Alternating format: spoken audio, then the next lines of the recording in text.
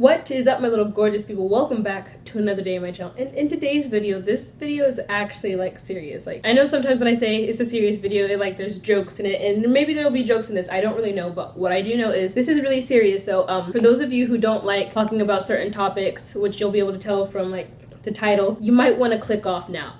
That's all I can say is you might want to click off now.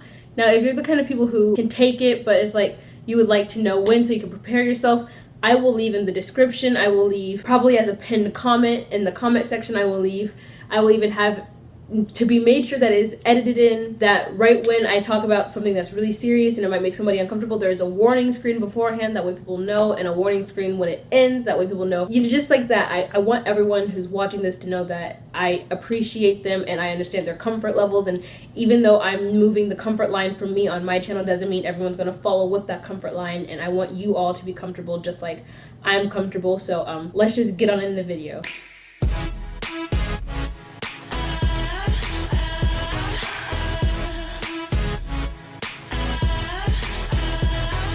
Basically, this video is talking about abuse. Now, I know I've talked about like types of abuse kind of a little bit before, but this one's like really serious. Like, I'm gonna be talking to you guys about personal stories and things that I never thought I would put on my channel because I've always hated talking about it out loud. But I learned that this is my platform, and if I'm not gonna be comfortable talking about it in front of people, maybe if I talk about it alone where nobody's here to bother me, and then it gets edited and it put up on the internet and whoever sees it, then that's a different story. My main reason for talking about this was because of the YouTube drama that happened way back when, and this video was actually supposed to be filmed a while ago, but I never got around to filming it, and then it just kept getting pushed back. There was the Jake Paul drama, the FAZE Banks drama, the Alyssa drama, the Jake Paul's assistant drama, and all that drama just like came together and things were said, and the truth is whatever the truth is, and maybe we know the truth, maybe we don't know the truth. I'll state now, I don't know them personally, obviously.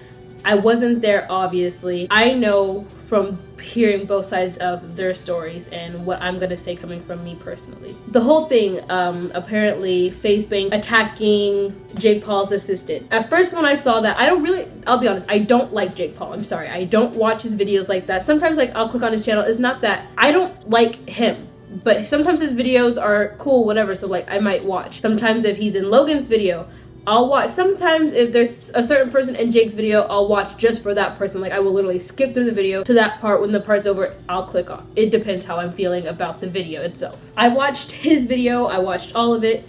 I watched FaZe's videos, I've watched Logan talking about it, I watched Erica talk about it, I watched Megan talk about it herself, and then I even saw the clips when Fox News decided they were gonna get involved. And then I even saw the whole post about teen whatever decided they were gonna try to clap in like better back up because you're only here when you want to be. Like, no, like I dragged them too. Megan said that FaZe hit her, Ricky hit her, and then it all came out. It was really weird how it unraveled because then Nick, their COO, is that what it is? I don't know what it's called. It's like a not CEO. It's like a COO or CEO or whatever it is. DM'd FaZe, Ricky, and said that she knew it was an accident, but then they put out this video where it wasn't an accident. He assaulted her, he attacked her.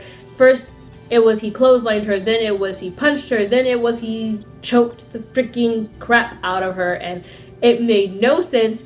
It was all weirdly put together. And then FaZe came out and he made a video and he talked about it, and I'll be honest, when I first saw both these videos, I was like, why is this drama that they're putting on the internet? Why is it that if apparently he assaulted her, why wouldn't they just obviously go to the police, file a report, let the court, the police, the government, whatever, handle that situation? Like I said, I wasn't there. The proof that FaZe says he didn't do it. The proof that Megan and Erica and all they have is just a bruise. It didn't make sense because they were saying that people were there that saw it, that were her friends, and I was like, if they were her friends and they saw it and they were guys, why didn't they beat the shit out of FaZe? Because I know, me being a female, if I see a dude put his hands on one of my best friends, somebody who helps me, someone who's my assistant, anything like that, I'm gonna throw hands. Like, I try not to be a violent person, but that's not okay, especially me being a feminist and hating shit like that and wanting equality. Just like I believe if a girl hits a guy might as well just hit her back. Like, if I hit somebody, I'm going to be prepared to get hit back, because you can't just hit somebody and be like, oh, I'm a girl, don't hit me. Like, no, that's not how it works. So there was all that drama, all that mess that went downhill. Then it came out that Jake's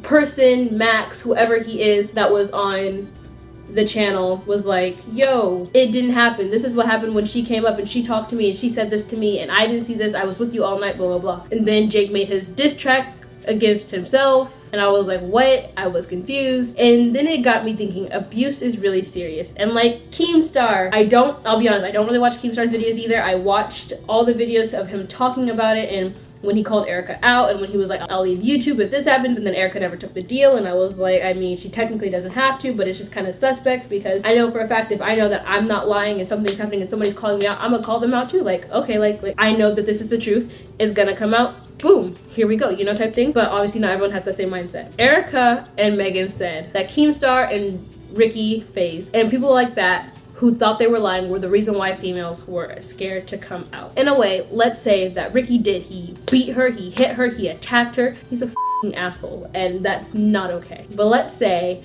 that Megan and Erica and people on Team 10 who are saying it happened are lying. You are the reason why people are scared to come out about things like that. You can't lie about things like that because when you lie about getting beat, getting attacked, getting catcalled, getting assaulted in any type of way, people are going to remember this person lied.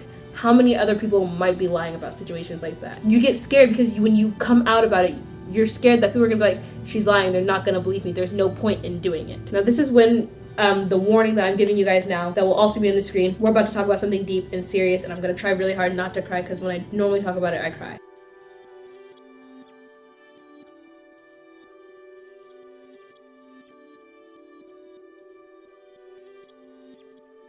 I was assaulted in 7th grade. Well, 6th and 7th grade. And I didn't talk about it. I didn't tell anybody. I was terrified to talk about it because I felt disgusting. I thought people would think I was lying. I thought that if I did, I would just be another statistic of a girl who cried wolf about situations like this, especially being in 6th and 7th grade and being how young I was. And then it came out in 7th grade and a lot happened.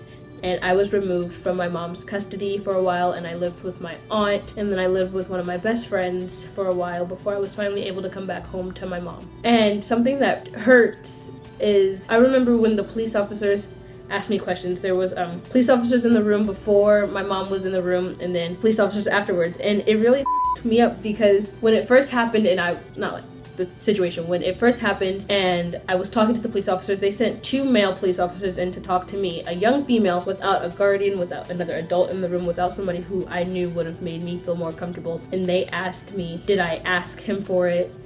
Did I lie about it? What was I wearing?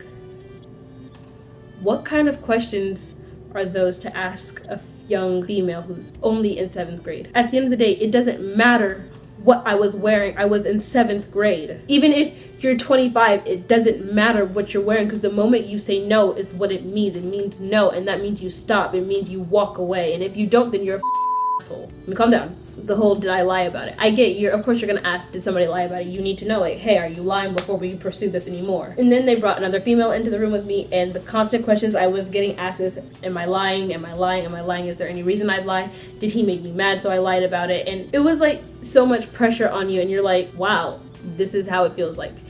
You finally come out about it, and that's all they care about is if you're lying. Now I get it, you need to make sure that this person's being completely honest, they're not changing their story or anything of the sorts. But to egg somebody and to pester them about a lie is horrible. In 7th grade, I had no idea what half the stuff that I had to tell them was, or what it meant, or the questions that they asked me meant. Of course I'm not gonna ask the questions, but it's just like you're asking the 7th grader all these questions without any explanation, and then you're expecting her to answer, and if she doesn't answer, she's automatically lying. Like, if we went back now from me being a junior in high school to me being a 7th grader, a middle school kid, what half the questions meant, I know now, and I'd be like, oh no, and I would have been able to explain then. But no, then in 7th grade the answer was like, is this? Yes, I think so. Is that? No, I didn't have any idea. Literally, let me tell you guys something. In 7th grade, I thought being circumcised meant having a vasectomy. Can't even say the word. Like when they can't have kids, like sperm what? That's literally what I thought that meant. I had no idea that those two were different until I was a sophomore in high school when like somebody brought it up to me and I was like, what? Because that's what happens. Like I was shielded. Yeah, so that's that. So for me, someone who was assaulted, to see a situation like this go down, I'm not going to say that it gives me any right to be like, oh, she's lying, I was assaulted, or he's lying, I was assaulted. I would know, like, that's not the case. My point of talking about how I was assaulted was to let people know that I understand the feeling of being terrified to come out, or the feeling of not coming out because of certain reasons, or things like that. Now we're gonna stop talking about me. Warnings over. Nothing more like, well, obviously the rest of the video is still serious, but nothing too like personal, serious, that it's like, makes you uncomfortable type thing. Another big reason to me for having this video put out is my story and the whole FAZE Banks, Erica, Megan, Team 10, Clout Gang, because that's what they call themselves situation, was I wanted to not be a voice for people, but to let young females, let young males, let adults, female and males, anybody know that you have a voice and you're allowed to use your voice. And it can be scary, and sometimes you don't know if you should ever talk about it, but you should, because what that person did to you was horrible, and for them to get to walk free and as if nothing ever happened isn't okay. You mean more than that, and you are more than that, and I understand not wanting to talk about it. And you don't have to talk about it right away, but do know that there are people that are willing to listen to you, and that there are people who are willing to help you, and there are people who are willing to protect you, because things like that, such as sexual assault, rape, verbal abuse, physical abuse, mental abuse, are never okay and never will be okay and should never be deemed as okay. Just like how in some states, if a female wants to get an abortion, she has to ask her rapist if it's okay. No, things like that are f***ed up and should not be okay. All I can say is when you are ready to talk about it, know that if you want to talk about it with me, I can help you as best as I can. I'm pretty sure there are hotlines you can call for it. If there are, we'll leave some on the screen. And I get it's like, oh, giving somebody a random number, like Keemstar said, yeah, but what I can say is those people might be more qualified to help than other people. And I get if you're in school, talking to a counselor or a teacher might be scary, but you can. And if you're terrified to talk to it about with your parents, know that there are multiple other options, and you should never have to feel silenced or feel like you're not safe in any certain situation. With that being said, I believe that's all I have to say. I love you guys, and I want you all to know that you deserve to be safe, and you deserve to feel wanted, and you deserve to feel good about yourself. And I never want any of you guys to feel the way I felt about myself in 6th grade and 7th grade, and I